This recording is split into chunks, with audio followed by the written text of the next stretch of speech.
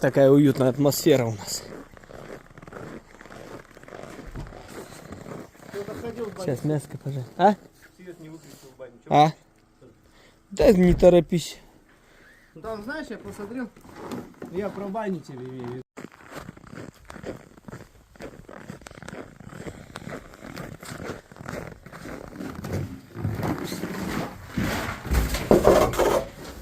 Ты уже и баню сподобил, как ты говоришь. Да. Ты молодец, смотрю, дымит. Ну я пока сухие нашел наверху. Ну отлично. Сейчас веник бы побольше дашь и вот этим. Ну или с дома приносим, или этим.